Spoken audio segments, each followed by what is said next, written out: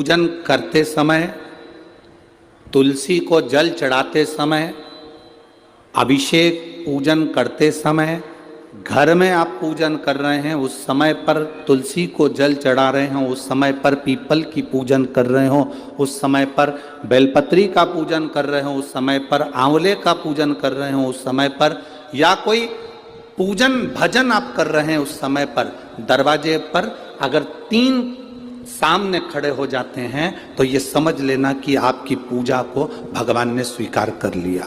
कौन 3 है उसका स्मरण करिएगा। पहला, पूजन करते समय, भगवान की आराधना करते समय अंदर मंदिर में अपने घर में बैठकर आप भगवान निहला रहे हैं, भगवान की पूजन कर रहे हैं, अर्चना कर रहे हैं, सेवा कर रहे हैं, माला जाप कर रहे हैं, पूजन अर्चना कर रहे हैं, तुलसी को जल चढ़ा रहे हैं, उस समय पर 3 का दर्शन अगर आपको हो जाता है, आपके दरवाजे पर अगर आ जाते हैं तो आपका समझ लेना पूजा स्वीकार हो गया। पहले नंबर पर पूजन करते समय दरवाजे पर गौ माता आकर खड़ी हो जाए, समझ लो तुम्हारा पूजन सफल हो गया। आप पूजन कर रहे हैं अंदर से, गाय रंभा रही है, आप पूजन कर रहे हैं अंदर से, गौ माता गौमूत्र कर रही है, आप पूजन कर रहे हैं अंदर से, गौ माता गोबर कर रही है, आप पूजन कर रहे हैं अंदर से और गाय दरवाजे पर आकर खड़ी हो गई। तुम्हारी अर्चना में, तुम्हारी आराधना में, तुम्हारी साधना में गौ माता तुम्हारे सामने आकर खड़ी हो जाए। पूजन के समय पर अचानक आकर तुम्हारे द्वार पर तुम तुलसी को जल चढ़ा रहे हो, तुम्हारे दरवाजे पर आ जाए। और मेरा विश्वास कहता है, यहाँ जितनी मेरी जीजियां बैठी हैं, यहाँ जितने मेरे जीजा बैठे हैं, ये मेरा विश्वास कहता है आपके साथ कभी ना कभी ये जरूर हुआ होगा, पूजन के समय पर गौ माता का दर्शन होता ही, ये मेरा विश्वास कहता है। और ये कब होता है? जिस दिन आपका चित्त, मन, वृत्ति भगवान में रमी हो। चाहे तुम राम जपो, हनुमान जपो, शिव जपो, तुम्हारी मर्जी पड़े वो जपो। तुम देवी की भी पूजन कर रहे हो, किसी की देवता की पूजन कर रहे हो, कुल देवता की पूजन कर रहे हो, दिल से कर रहे हो, तो ये 3 का अगर दर्शन हो जाए तो कार्य सफल है। पहला, जम के बोलो, गौ माता। दूसरे नंबर पर हमारे यहाँ हम पूजन में लगे हुए हैं, आराधना में लगे हुए हैं, भगवान की अविरल भक्ति में लगे हुए हैं, भगवान की पूजन, आराधना और भक्ति में हम तल्लीन हैं। और दूसरे नंबर पर उस पूजन करते समय पर तुम्हारे घर की बहन बेटी तुम्हारे दरवाजे पर आ जाए तो समझ लो पूजन सफल हुआ है। क्या बहन बेटी के आने से पूजन सफल हो सकता है?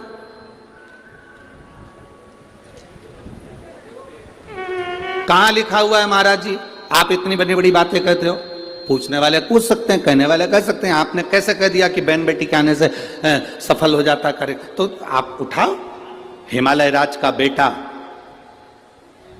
बाणासुर से दोस्ती कर लेता, माता पार्वती का भाई बाणासुर से दोस्ती कर लेता है, और दोस्ती कर लेता है तो उसके चुंगल में फंस जाता है, बाणासुर के चुंगल में। भाई संकट में आ जाता है। आज हिमालय राज और मैनावती दोनों बैठकर भगवान की आराधना कर रहे थे, इतने में पार्वती का आगमन हो जाता है। पार्वती ने आते से ही देखा, पिताजी आप आराधना कर रहे हो, पूजन कर रहे हो, किस लिए, क्यों? मैनावती ने कहा तेरा भाई संकट में घिरा हुआ है। पार्वती ने कहा क्यों चिंता करते हो, क्यों चिंता करते हो? पिताजी मैं आई हूं ना, चिंता मिटा दूंगी, चिंता मिटा दूंगी, आप चिंता ना करें। क्या हुआ? बाणासुर तेरे भाई को कष्ट दे रहा। बेटी पार्वती ने संकल्प ले लिया, उस बाणासुर का अंत मैं करूंगी। ना भगवान ब्रह्मा बाणासुर को मार सके, ना भगवान कृष्ण बाणासुर को मार सके। बाणासुर की कन्या भगवान कृष्ण के पास में, वहां उनके पौत्र के पास में गई, भगवान कृष्ण का युद्ध बाणासुर के साथ हुआ, 1000 भुजा, तो बाणासुर को भगवान कृष्ण नहीं मार सके। बाणासुर को न नारायण मार सके, न ब्रह्मा मार सके, बाणासुर को न शंकर मार सके, क्योंकि शिव ने तो वर दिया था। बाणासुर को केवल मारा है तो माता पार्वती अर्ध कुंवारी बनकर संहार कर कर चली जाती। कोई तुमसे पूछे कि सियोर वाले महाराज ने कहा कि बहन बेटी के पूजन करते समय अगर बहन बेटी आ जाती है, पूजन करते समय हमारे घर की बहन बेटी, तुम्हारे कुल की बहन बेटी, तुम्हारे घर की बहन बेटी तुम्हारे दरवाजे पर आ गई, भले तुम उसको कुछ दो मत दो, पर बहन बेटी अगर तुम्हारे पूजन के समय पर तुम्हारे क्यों आप लोगों के ऐसा नियम है कि नहीं हमको नहीं मालूम। हमारे यहाँ तो ऐसा नियम है कि जब भी घर में कोई बड़ा आयोजन होता है, शादी होती है, फंक्शन होता है, कोई उद्यापन होता है, कोई चीज बड़ी करते हैं, तो सबसे पहले फोन बहन बेटी को लगाते हैं कि हमारी बहन हमारे यहाँ आए, हमारी बेटियां, हमारी नंदे हमारे यहाँ आए, हमारी बुआ हमारे यहाँ आए। अब पूछोगे गुरुजी ये प्रसंग बहन बेटी को बुलाने का तो भगवान कृष्ण के यहां से चालू हुआ। नंद बाबा की बहन नंदा आकर घर में रहने लगी और उन भाभी को जब जापा हुआ तो सबसे पहले नंदा भगवान को हाथ जोड़कर कहती है, बाबा ऐसी कृपा करना, ए बाबा ऐसी कृपा करना, मेरे भैया की यहाँ 60 साल के बाद तो औलाद हो रही है, तो ऐसी कृपा करना कि उनके घर में लड़का हो जाए। और नंदा हाथ जोड़ती जोड़ती जोड़ती जोड़ती यशोदा जी के कक्ष में गई, और जो कक्ष में गई जाकर जो दर्शन करा तो लाला का दर्शन था। नंदा खुश हो गई, थाली उठाकर बजाने लगी कलदार से, और एक थाली को उठाकर उस नंदा ने बजाया, थाली को उठाकर। कांसे की थाली, पीतल की थाली, तांबे की थाली, जिसके घर में बजती थी उसके घर में शुभ संदेश आता था। आज के जमाने में स्टील बजता है। अब आजकल के ज़माने में तांबा पीतल कांसा बजाते नहीं हैं। आज के ज़माने में तो जरा सी देर में बस बच्चा हुआ है, सूचना मिल गई, बैंड बाजा बजवा दो, ढोल नगाड़े बजा। नंदा ने थाली बजाई थी और फिर आवाज आई थी, नंद घर आनंद,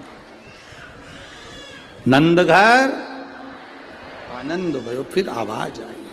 भजन करते समय, स्मरण करते हुए, नाम जाप करते हुए 3 का दर्शन हो जाए, तुम्हारे दरवाजे पर आ जाए। जीवन की सफलता मानना, पूजन सफल मानना। पहले नंबर पर जम के बोलो गौ माता, दूसरे नंबर पर बहन बेटी, और तीसरे नंबर पर हैं संत गुरुजन, जो निष्कपट भाव के, जो तुम्हारे दरवाजे पर कुछ मांगने नहीं आए हैं।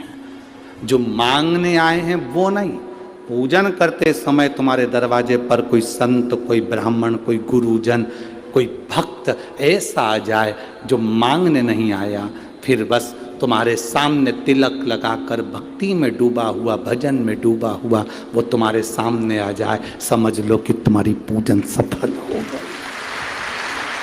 मांगने नहीं, मांगने नहीं, केवल आया, भजन गाया, सीताराम कहा, हर हर महादेव कहा, श्री शिवाय नमस्तुभ्यम कहा, जय श्री हनुमान जी कहा, और वो अपना चले गया। तुम्हारे दरवाजे पर मांगा नहीं उसने। असली संत तुम्हारे दरवाजे पर गुरुजन, ब्राह्मण जन, भक्त जन, कोई भगवत प्रेमी तुम्हारे दरवाजे पर दर्शन हो जाए पूजन के समय पर, समझ लो कि उसने स्वीकार कर लिया, उसने स्वीकार कर लिया।